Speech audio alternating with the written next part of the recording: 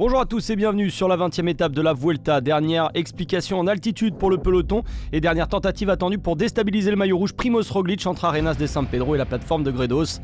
190 km, 6 ascensions au programme, une journée où les coureurs seront toujours en prise. Sous la pluie, le peloton s'élance à l'assaut de ce tracé difficile. L'échappée a du mal à se constituer dans la première ascension. Et au sommet, un petit groupe avec Samitier qui passe en tête, mais aussi Henao, Osson, Morabito et Padden possède 1 minute 25 sur le peloton.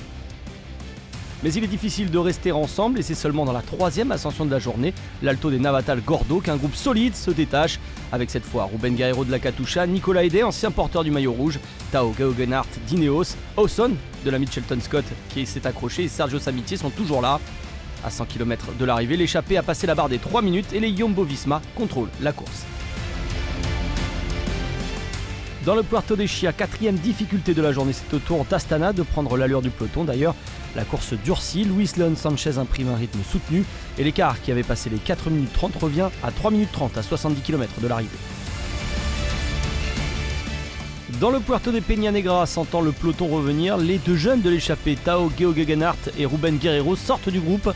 L'écart est de moins de 2 minutes avec le peloton, mais ces deux-là, on les arme pour aller au bout. À 43 km de l'arrivée en pleine ascension, Lopez attaque, mais aucun leader ne craque dans le peloton. Il reste seulement une vingtaine de coureurs dans ce groupe de favoris. Un groupe qui va reprendre une partie des échappées à 6 km du sommet sous l'impulsion d'un Lopez déchaîné. Devant, Guerreiro et Geoghegan Hart ont une poignée de secondes encore d'avance. Mais la meilleure impression est faite par le Slovène Pogačar à 4,5 km du sommet. Il reprend rapidement Geoghegan Hart et Guerreiro, mais il prend également 1 minute sur le groupe maillot rouge et bascule en tête au sommet. Pogačar poursuit son effort, son but prendre place sur le podium. À 17 km de l'arrivée, il possède 1 minute et 45 secondes d'avance. Derrière, seuls les Movistar font la chasse car Roglic et les Jumbo-Visma ne craignent rien pour le maillot rouge. Vers la plateforme de Gredos, Pogačar conserve son avance et s'en va décrocher sa troisième étape sur cette Vuelta malgré quelques attaques dans le groupe des favoris. Valverde notamment qui veut conserver sa deuxième place. Le Slovène à l'avant ne baisse pas de rythme et décroche donc la 20e étape. The future of world cycling has arrived. When he won in Andorra, it was Pogačar the star. He now wins at Plataforma de Gredos, and it is Pogačar the superstar.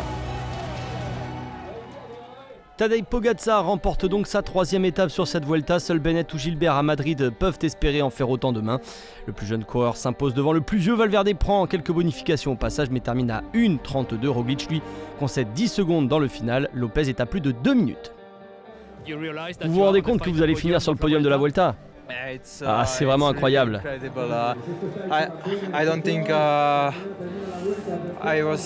Je n'ai jamais imaginé être capable de faire ça. Il va me falloir quelques jours pour me rendre compte de ce que j'ai fait. Si Roglic est en passe de remporter la Vuelta, un autre Slovène s'est mis en lumière sur cette Vuelta et pour son premier grand tour. Premier podium demain à Madrid attendu et 3 victoires d'étape au compteur. Une aisance également en montagne et en chrono qui font du vainqueur du Tour de l'Avenir 2018 un potentiel futur vainqueur en grand tour. Pas de changement de leader à la veille de l'arrivée à Madrid. Roglic va donc remporter son premier grand tour. En revanche, ça bouge derrière. Valverde conserve sa deuxième place pour quelques secondes devant Tadej Pogačar qui fait le spectacle dans cette journée. Quintana termine 4e et Lopez impuissant 5e. Le maillot vert reste en possession de Roglic, mais Pogačar s'en approche, il est à 19 points de son compatriote. Le maillot de meilleur grimpeur est toujours en possession de Geoffrey Bouchard. Après Bardet sur le Tour AG2R, la mondiale remporte un deuxième maillot à poids sur un grand tour cette saison. Pogačar fait coup double et reprend le maillot de meilleur jeune à Miguel Ángel López à la veille de l'arrivée à Madrid.